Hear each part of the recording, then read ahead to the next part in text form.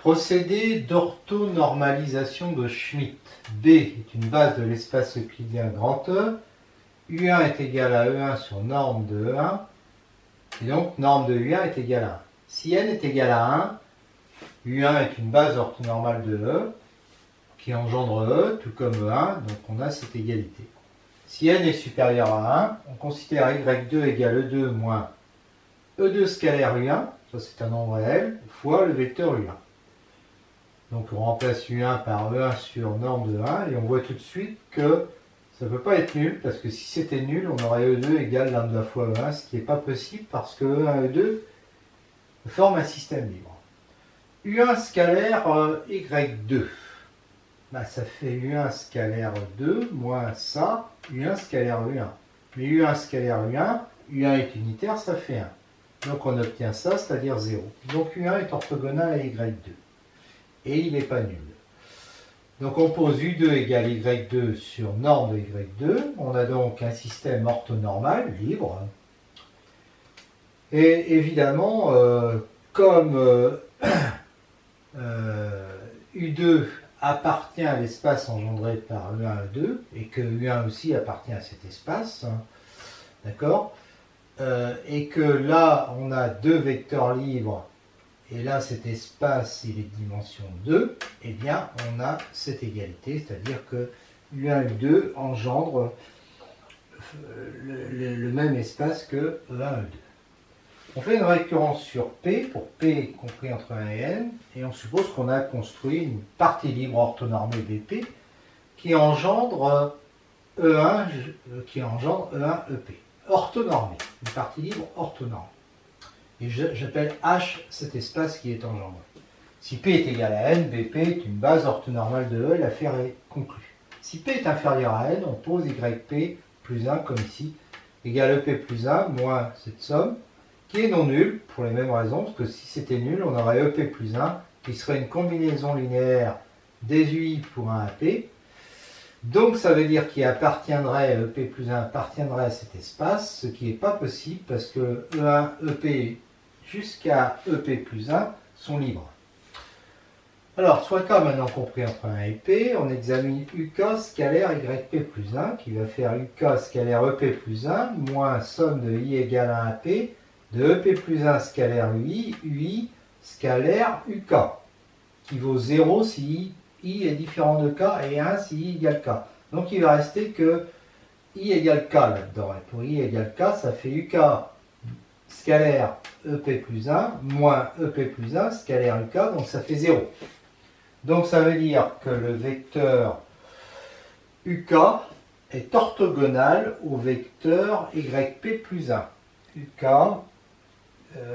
est orthogonal à YP plus 1. D'accord ? Donc ça veut dire que le YP plus 1 qu'on a construit est orthogonal à tous les UK qu'on avait avant. On va poser UP plus 1 égale YP plus 1 sur norme de YP plus 1, puisqu'il est non nul. Et donc, du coup, vu ce qu'on a démontré avant, on a une famille orthonormale, donc libre. D'accord ? Mais UP plus 1, il s'écrit en fonction de EP plus 1 et ça, donc il appartient à H plus, c'est une somme directe évidemment, EP plus 1, c'est-à-dire à cet espace-là. D'accord ? Et donc, cet espace-là que j'appelle H', BP plus 1, BP plus 1, c'est un système libre de P plus 1 vecteur, P plus 1 vecteur de H', et la dimension de H', c'est P plus 1.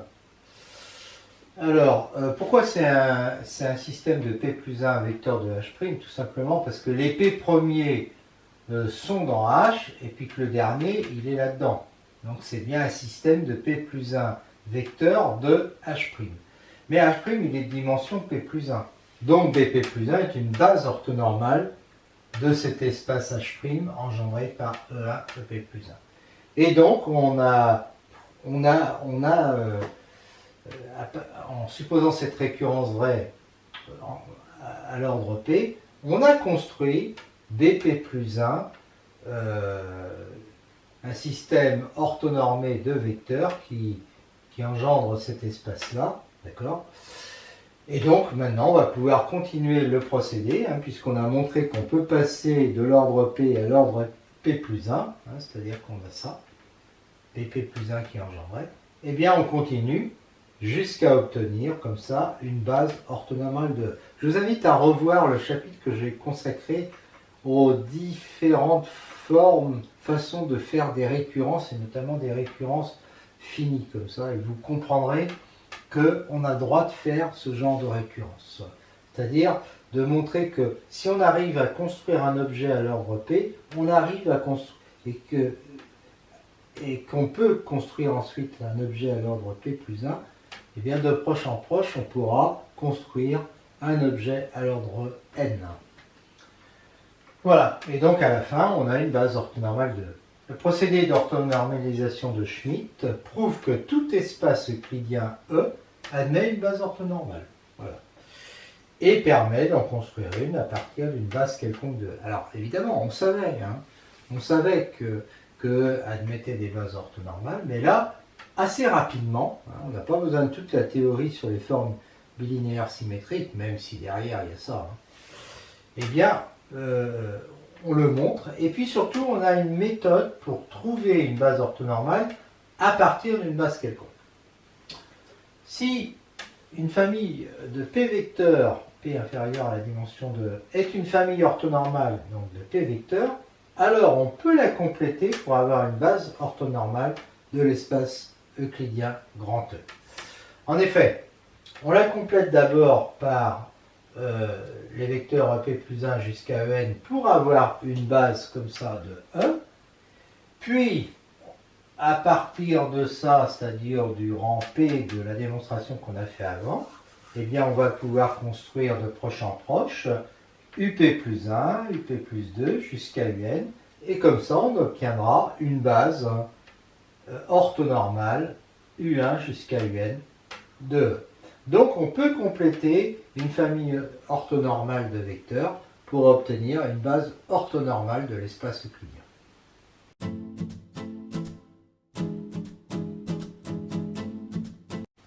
Soit F un sous-espace vectoriel de l'espace euclidien grand E, alors F somme directe orthogonale de F est égale à E. Donc dimension de orthogonale de F est égale à dimension de E moins dimension de F. Alors, on l'a déjà vu en réalité avec une forme bilinéaire symétrique non dégénérée. Démonstration. Alors, c'est évident, si f est réduit au vecteur nul, ou que f est égal à E, donc supposons maintenant que la dimension de f est entre 1 et n-1, on prend une base de f qu'on complète pour avoir une base orthonormale, qu'on complète de façon à avoir une base orthonormale de E, et on considère ce sous-espace engendré par EP plus 1 jusqu'à EN. Alors évidemment, F somme directe G est égal à F. G est inclus dans F orthogonal. En effet, si X appartient à G, on peut l'écrire comme ça. Et si J est entre 1 et P, XJ va être égal à cette somme. Et comme là, K est forcément différent de J, ça fait 0, chacun des termes. Hein. Et donc X est orthogonal à EJ, quel que soit J.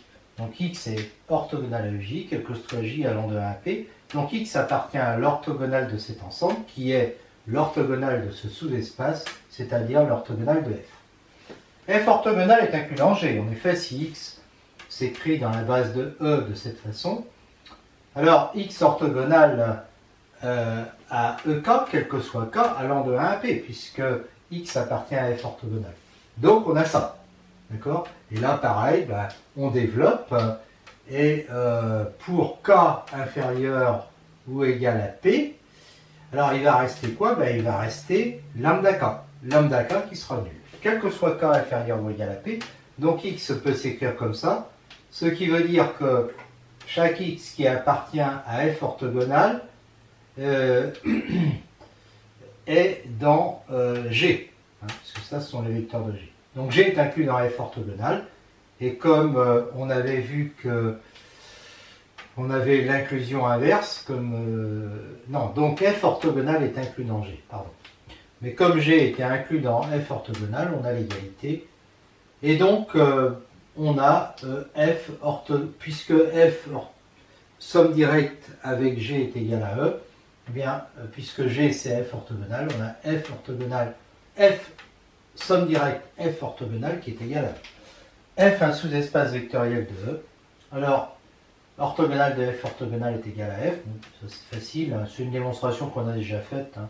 On sait qu'on a ça, et puis d'autre part, il suffit de vérifier. Alors on a ça parce qu'à chaque fois que X appartient à F et Y appartient à F orthogonale, X est orthogonal à Y. Mais la dimension de ça, c'est ça, d'après ce qu'on vient de voir, et donc ça fait ça. Donc en fait, ces deux espaces ont la même dimension, comme il y en a un qui est inclus dans l'autre, ils sont égaux. Si FG sont deux sous-espaces de l'espace euclidien grand E, tels que F somme directe G est égal à E et F orthogonal à G, alors F est égal à G orthogonal et G à F orthogonal, on dit qu'ils sont totalement orthogonaux. F est orthogonal à G, donc F est inclus dans G orthogonal, car à chaque fois que X appartient à F et Y appartient à G, j'ai X orthogonal à Y. F orthogonal à G, F somme directe G est égal à E, donc dimension de F plus est égal à dimension de N moins dimension de G. Et ça, c'est dimension de G orthogonale. Donc, on a dimension de F égale dimension de G orthogonale avec F inclus dans G orthogonale. Donc, ces deux sous-espaces sont égaux. Projection orthogonale, si F est un sous-espace vectoriel de l'espace euclidien grand E, on appelle projection orthogonale P sur F, la projection vectorielle sur P suivant la direction F orthogonale, hein, ce qu'on peut faire parce que F somme directe F orthogonale est égal à E, c'est-à-dire l'application qui a X plus Y appartenant, enfin suivant F somme directe F orthogonale associe X appartenant à F. Je ne vais pas refaire la théorie sur les projections vectorielles suivant une direction. F est égal à P de E, à l'image de P, donc, car F est égal à la direction, donc ici, F orthogonale, et P rond P est égal à P. On rappelle que si U appartient à E, P de U, c'est l'unique vecteur X appartenant à E, tel que U moins X appartient à la direction, par rapport à laquelle, parallèlement à laquelle on a fait la projection. Donc ici, U moins X appartient.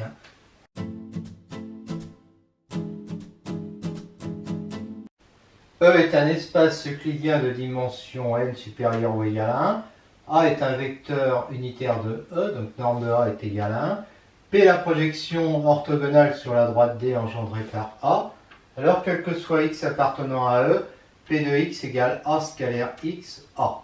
Démonstration, P de x appartient à D, donc P de x est de la forme lambda A, où lambda appartient à R, et x moins P de x appartient à D orthogonale.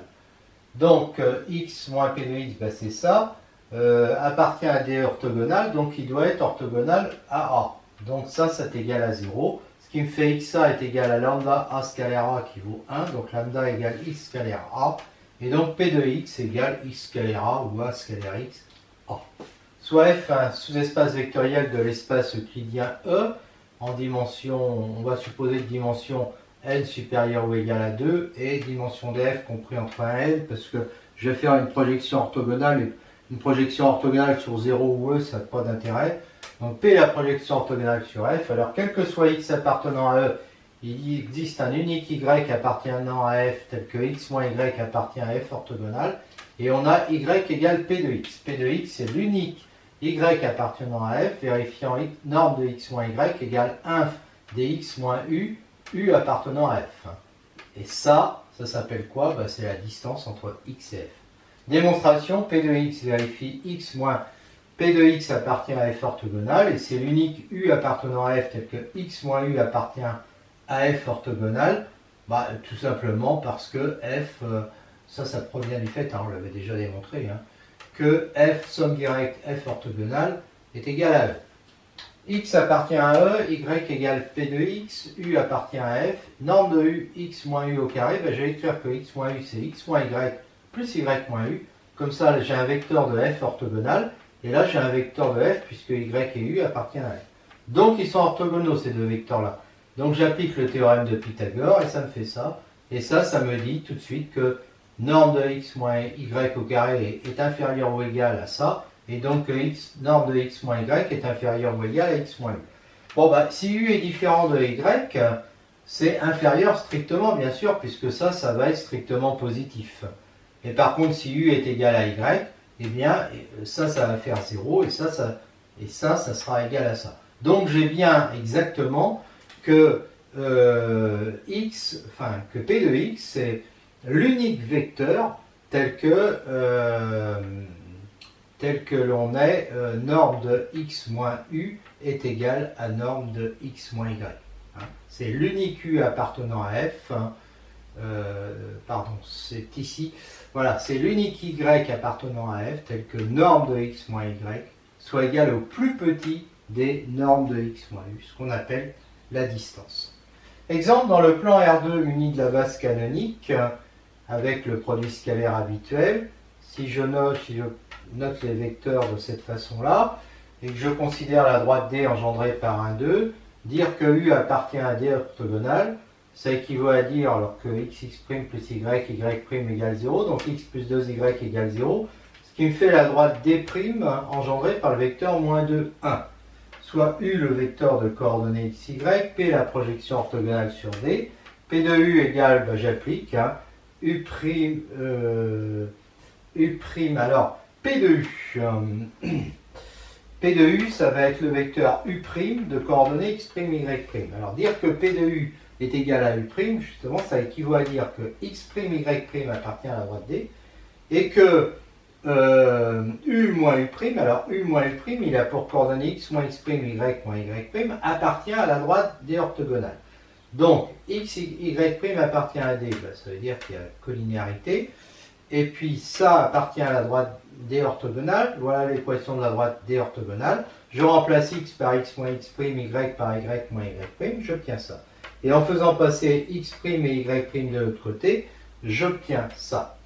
Donc après, je dis que je remplace y' par 2x', ça fait 4, ça fait 5x' égale ça, donc x' égale ça, et y' égale 2x', donc 2x plus 4y sur 5. Donc la projection orthogonale sur la droite D, c'est l'application qui a x, y, hein, c'est un endomorphisme, à ceci, x plus 2y sur 5, 2x plus 4y sur 5. Si je prends par exemple U de coordonnées 1, 1, je vais obtenir 3 cinquièmes et 6 cinquièmes.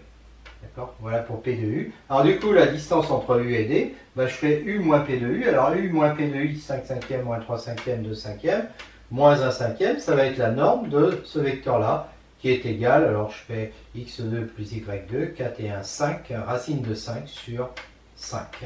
Voilà la distance entre ce vecteur-là et la droite D.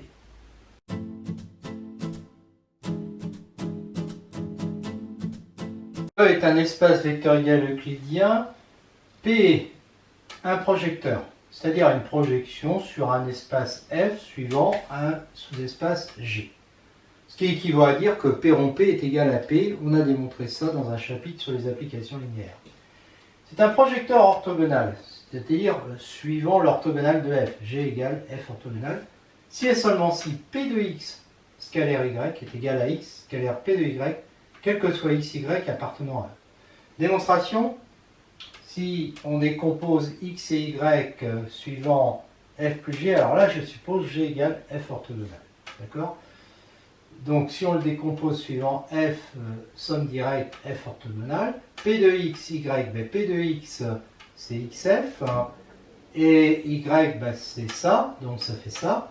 Donc ça fait xf scalaire YF, je développe, plus XF scalaire YG. Mais alors YG, G c'est F orthogonal. Donc ils sont orthogonaux ces deux vecteurs, donc le produit scalaire fait 0 et donc on trouve ça.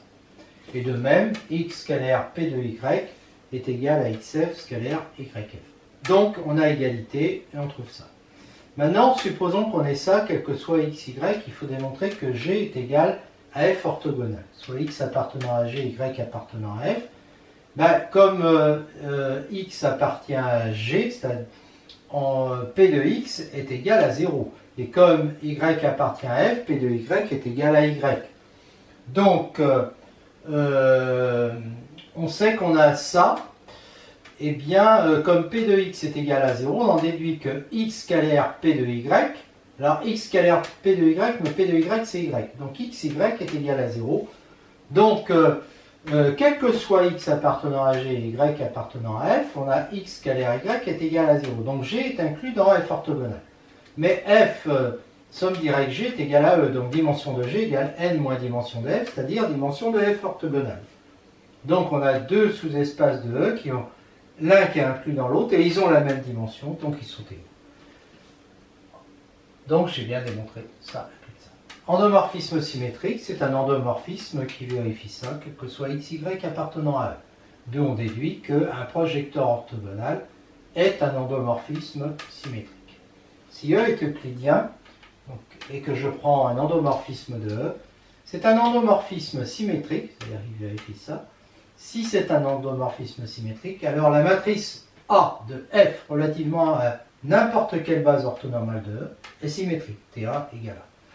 Transposé de A égale A. Et F est un endomorphisme symétrique si et seulement s'il existe une base orthonormale de E relativement à laquelle la matrice A de F est symétrique. Voilà. Alors nous, ce qu'on va démontrer, c'est qu'on va prendre n'importe quelle base orthonormale de E. Donc dans une base orthonormale de E, on a x scalaire y égale t x y, puisqu'elle est orthonormale. Bon, évidemment, si x' est égal à f de x, la traduction matricielle, c'est ça. Si y' égale f de y, la traduction matricielle, c'est ça. Et maintenant, on va traduire ça. Dire qu'il est symétrique, ça équivaut à dire que l'on a ça. Parce que là, il faut que je prenne transposé de ax multiplié par y égale transposé de x multiplié par y. Ça fait tx ta, y égale tx ay, quel que soit x, y. Et ça, on a vu que ça équivaut à dire que ta est égal à a. D'accord? Donc,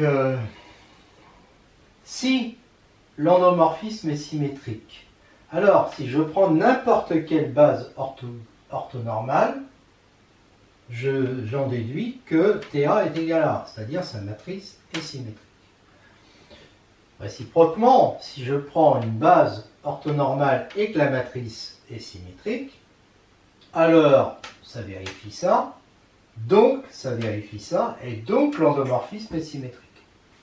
Enfin, si l'endomorphisme est symétrique, eh bien, puisque dans toute base, je viens de démontrer là, en fait, que, parce que là c'était une base quelconque, la matrice de A relativement à toute base orthonormale est bien symétrique. Voilà. Les projecteurs orthogonaux sont symétriques. Bah oui, parce qu'à cause de 1, je l'ai dit. On le retrouve facilement en prenant des bases orthonormales, BF, BF orthogonale, de F orthogonale, et en les réunissant pour obtenir une base orthonormale de E, dans laquelle la matrice de F va être comme ça, évidemment. Puisque quand X appartient à F, son image c'est lui-même, et puis quand il appartient à F orthogonale, c'est 0. Alors elle est symétrique. Je retrouve bien qu'elle est symétrique, dans une base orthonormale. Donc c'est un endomorphisme symétrique, ce que je savais déjà. Et les symétries orthogonales, elles, ce sont des symétries par rapport à f suivant f orthogonale. Donc ça veut dire qu'un vecteur qui se décompose suivant f, somme directe f orthogonale en xf plus xf orthogonale, pour image xf moins xf orthogonale. On a vu en algèbre linéaire, chapitre sur les applications linéaires, que s rond s égale identité, que f égale quart de s moins identité, et que f orthogonale est égal à quart de s plus identité. Et que s est égal à 2p moins identité. Donc là déjà, je vois que c'est un endomorphisme. Si je prends sa matrice, ça va être 2 fois une matrice symétrique moins l'identité qui est symétrique, ça va être symétrique. Bon, la matrice de S dans B, de toute façon, c'est ça. Puisque on sait que quand X appartient à F, il est transformé en lui-même. Et quand X appartient à F orthogonale, il est transformé en son opposé. Donc c'est une matrice symétrique. On pourrait aussi le redémontrer à partir de ça, en vérifiant que, et ce qui est évident, que 2p de x moins x scalaire y est égal à x scalaire 2p de y moins y, parce que justement on a vu avant que p de x scalaire y égale x scalaire p de y. Les symétries orthogonales sont donc des remarques. E est un espace euclidien de dimension n supérieure ou égale à 2 et P un projecteur orthogonal qui n'est pas l'application nulle et qui n'est pas l'identité, c'est-à-dire un projecteur, une projection orthogonale sur un sous-espace vectoriel f de E qui n'est pas 0 et qui n'est pas E. Alors P n'est pas un endomorphisme orthogonal, c'est-à-dire que ce n'est pas une isométrie, ce n'est pas un endomorphisme qui conserve le produit scalaire. Par contre, la symétrie orthogonale par rapport à f, le même là, est un endomorphisme orthogonal, c'est-à-dire une isométrie. Démonstration, si x appartient à f orthogonal et que x n'est pas nul, ce qui est possible puisque f orthogonal n'est pas réduit au vecteur nul puisque f est différent de e, eh bien on aura p de x égale 0 puisque x appartient à f orthogonal et donc p de x scalaire p de x égale 0 alors que x scalaire x est différent de 0 vu que x est non nul. Donc ça ne vérifie pas p de x scalaire p de y égale xy, x scalaire y, quel que soit xy. Donc c'est pas un endomorphisme orthogonal. Par contre pour la symétrie, ça en est un, parce que si x appartient à E se décompose suivant f somme directe f orthogonale en xf plus xf orthogonale, son image ça va être xf moins xf orthogonale, et pour y, ça va être pareil. S de x, S de y, ça sera donc xf moins xf orthogonal, scalaire, yf moins yf orthogonal. Alors ça, en développant, il y a 4 termes, mais il en reste que 2. Hein. Tac, tac et tac, tac. Parce que les deux autres, bah, xf, yf orthogonal, on a un élément de f, un élément de f orthogonal, donc ils sont orthogonaux, donc le produit scalaire est nul. Et pour xf orthogonal yf, c'est pareil. Et quand je calcule x scalaire y, je vais trouver ça, je développe, et bon, bah, j'ai la même chose, hein. À cause de ça et ça, il reste que ces deux termes, et je constate que c'est les mêmes. Donc s de x scalaire s de y est égal à x scalaire y, quel que soit xy appartenant à E. Donc là, j'ai bien affaire à un endomorphisme orthogonal, ce qu'on appelle une isométrie.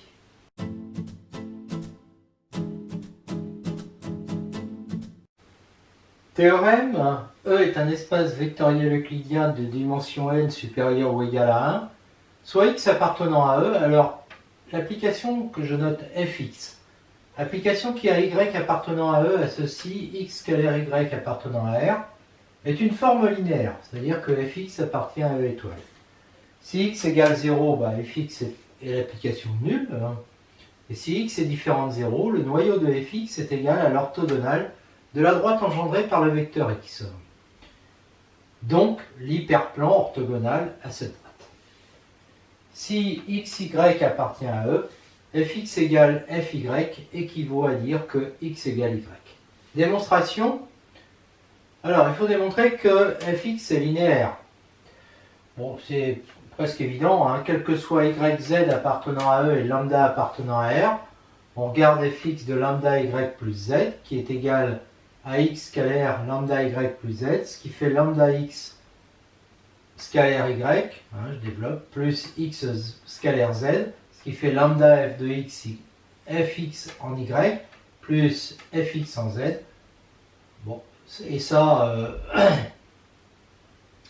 quel que soit x, y et puis lambda, et donc on a ça égal à ça, ce qui prouve bien que fx appartient à E étoile. C'est-à-dire fx est linéaire. Si x égale 0, bah, x scalaire y égale 0 hein, tout le temps, donc f est l'application nulle. Et si x est différent de 0, bah, à ce moment-là, f n'est pas nul, hein, parce que ne serait-ce que x scalaire x, eh bien, ça fait norme de x au carré, c'est pas égal à 0, si x est différent de 0. Donc y appartient à fx, pardon, ça équivaut à dire que fx de y est égal à 0, quel que soit y. Donc x scalaire y égale 0, quel que soit y.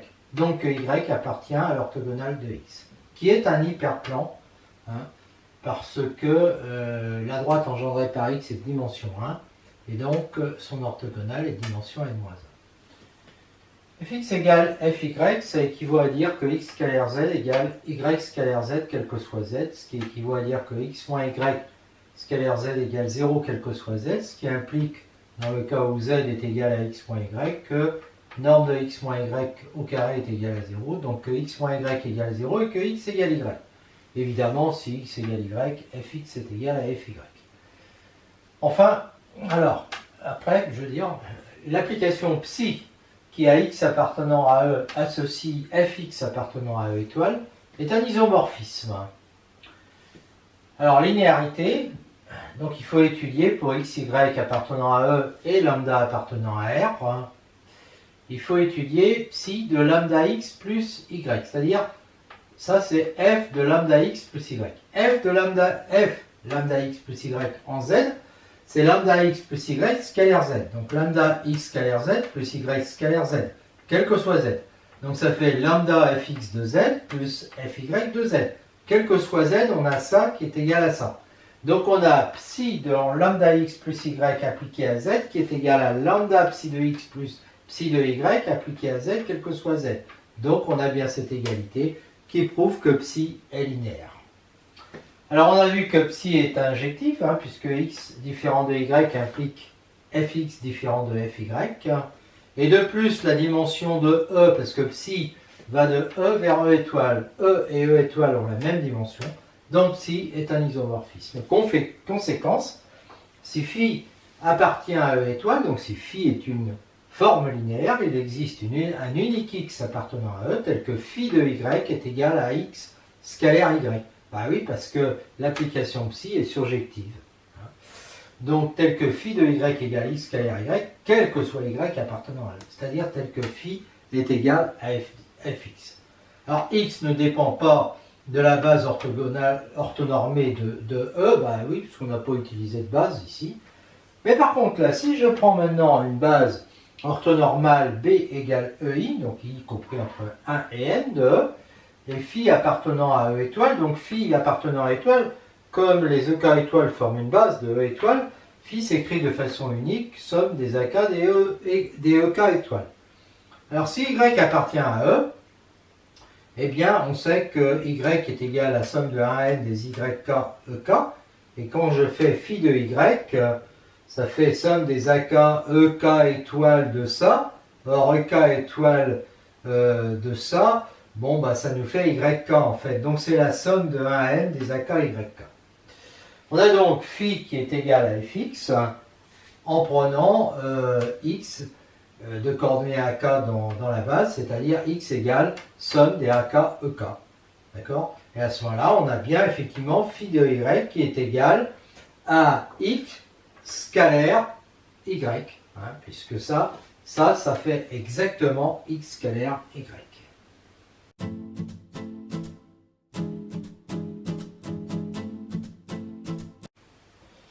Endomorphisme adjoint.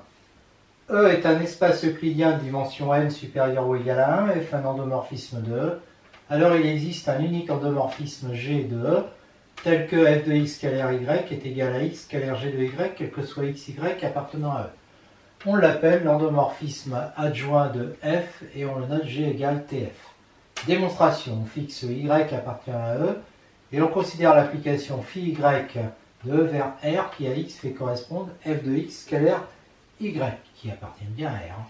On a évidemment pour x z appartenant à E et lambda appartenant à R, phi y en lambda x plus z qui est égal à f de lambda x plus z scalaire y, et comme f est linéaire, ça fait ça, et ensuite on développe, ça fait ça, et on retrouve lambda phi de y, phi y de x plus phi y de z, ce qui veut bien dire que phi y est linéaire, et donc appartient à E étoile. Donc phi de y étant linéaire, on sait que, d'après ce qu'on a démontré précédemment, il existe un unique z appartenant à E tel que phi y de x est égal à x scalaire z, quel que soit x appartenant à E. Alors on se retrouve avec, quel que soit y appartenant à E, il existe un unique z appartenant à E tel que f de x scalaire y égale x scalaire z, quel que soit x appartenant à E. Eh bien l'application qui a y appartenant à E associe l'unique z appartenant à E vérifiant ça. d'accord, est notée TF. Pourquoi? Parce que elle va dépendre de F, bien sûr. C'est pour ça qu'on note TF.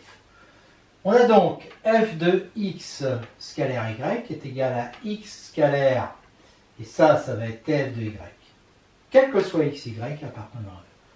TF est linéaire. Alors on prend x, y, z appartenant à E, lambda appartenant à R, et on regarde x scalaire TF en lambda y plus z. Donc on sait que c'est égal à f de x scalaire lambda y plus z. Donc lambda f de x scalaire y plus f de x scalaire z. Mais ça nous fait lambda x scalaire tfy plus x scalaire tfz.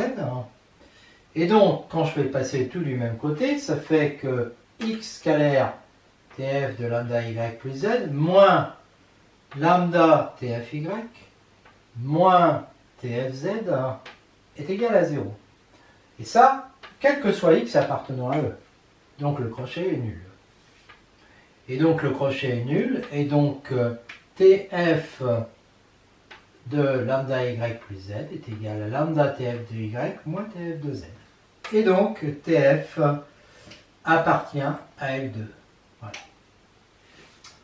Unicité, supposons qu'il existe une application à un endomorphisme G, vérifiant f de x scalaire y égale x scalaire g de y, quel que soit x, y appartenant à E.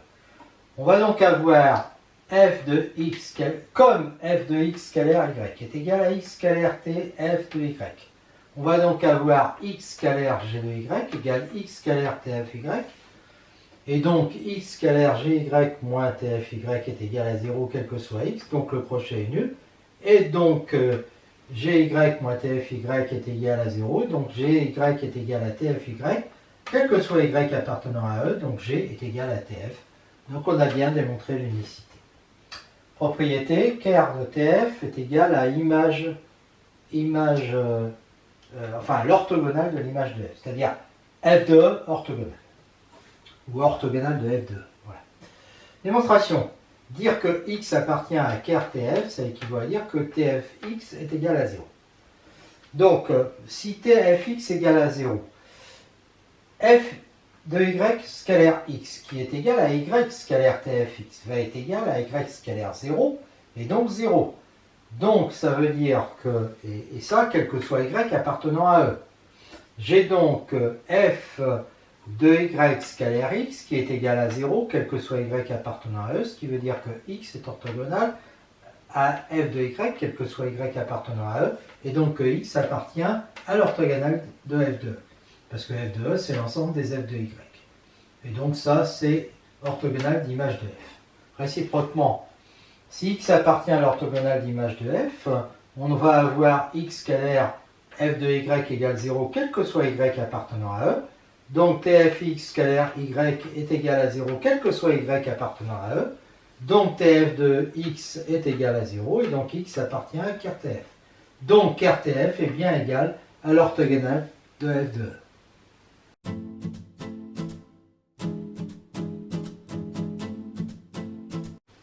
L'application qui a f appartenant à L2, donc un endomorphisme de E, associe l'endomorphisme adjoint TF est linéaire et involutif. Involutif, ça veut dire que U rond U de F va être égal à F. U rond U est égal à l'identité dans L2. Linéarité. FG appartenant à L2, lambda appartenant à R, il faut démontrer ça.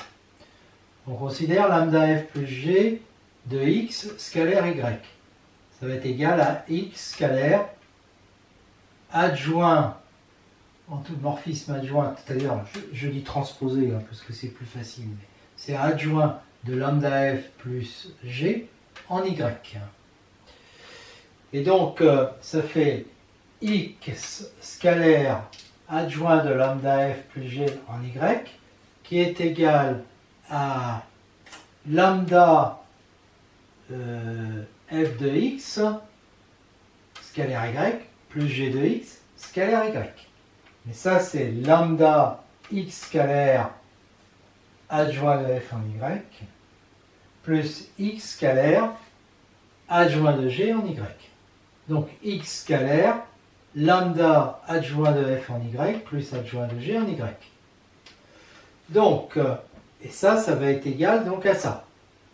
Donc, quand je fais passer tout du même côté, que je factorise par x, ça fait x scalaire tout ça qui est égal à 0, quel que soit x. Donc, le crochet est nul. Donc, ça, c'est nul. Donc, adjoint de lambda f plus g en y est égal à lambda adjoint de f en y plus adjoint de g en y, quel que soit y. Donc, adjoint de lambda f plus g est égal à lambda adjoint de f plus adjoint de g. Maintenant, si f appartient à L de E, j'appelle g égale adjoint de f. F de x scalaire y égale x scalaire adjoint de y. Adjoint de f en y. C'est-à-dire x scalaire g de y. X scalaire g de y, c'est pareil que g de y scalaire x, donc c'est y scalaire adjoint de g en x, puisque g c'est un endomorphisme. Donc, ça fait que f de x scalaire y est égal à y adjoint de g en x, quel que soit x, y. Donc ça veut dire quoi? Ça veut dire que y t adjoint de g en x moins f de x est égal à 0, donc quel que soit y appartenant à E. Donc, adjoint de g en x est égal à f de x, quel que soit x appartenant à E. Mais g, c'est l'adjoint de f. Donc ça veut dire que tg égale f, hein, eh bien ça veut dire que t de tf est égal à f. D'accord? Donc on a bien une involution. Quel que soit f et g appartenant à L de E, donc deux endomorphismes, adjoint de f rond g égale adjoint de g rond adjoint de f. Donc on inverse, hein, comme pour les matrices. Démonstration, adjoint de f de x scalaire y est égal à x scalaire f de y, quel que soit x, y appartenant à E. Donc en remplaçant y par g de y, je vais obtenir adjoint de f en x scalaire g de y égale x scalaire f rond g de y, quel que soit x, y, appartenant à E. Mais z scalaire g de y, c'est adjoint de g en z scalaire y. D'accord? Donc si je prends z égale adjoint de f en x, ça va me donner que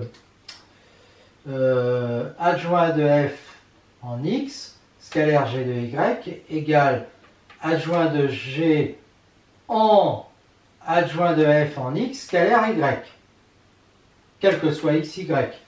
Cette relation me dit quoi? Elle me dit que... alors, oui, elle implique plutôt, excusez-moi, que ça, on l'avait vu ici, c'est x scalaire f rond g de y. Donc x scalaire f rond g de y est donc égal à ça, hein, que je peux écrire tg rond tf en x scalaire y. Ça veut... Et ça, c'est vrai, quel que soit x, y. Donc, ça veut dire que ça, c'est l'adjoint de ça. Donc, adjoint de f rond g égale adjoint de g rond adjoint de f. L'adjoint de l'identité, c'est l'identité. En effet, quel que soit x, y appartenant à E, l'identité appliquée en x scalaire y, c'est x scalaire y. C'est x scalaire identité de E en y, quel que soit x, y. Donc l'identité de E est bien l'adjoint de l'identité de E. Si f appartient à GL de E, c'est-à-dire si f est un automorphisme, alors l'adjoint de f est un automorphisme, mais l'inverse de l'adjoint de f est égal à l'adjoint de l'inverse de f. Démonstration, il suffit de prendre ça et de prendre ensuite l'adjoint. Donc ça fera, en appliquant la règle précédente, adjoint de f-1 rond adjoint de f égale adjoint de f rond adjoint de f-1 égale l'adjoint de l'identité qui est l'identité. Donc ça veut dire que l'adjoint de f est inversible et que son inverse c'est l'adjoint de f-1. Matrice de l'adjoint de f, Si je prends F appartenant à L de E, B une base orthonormale de E, A la matrice de cette base, la matrice de F dans cette base, alors il faut qu'elle soit orthonormale. Hein. Alors, la matrice de TF dans la base va être, la matrice de l'adjoint de F va être la transposée de la matrice A. C'est pour ça que parfois je dis transposée au lieu de adjoint.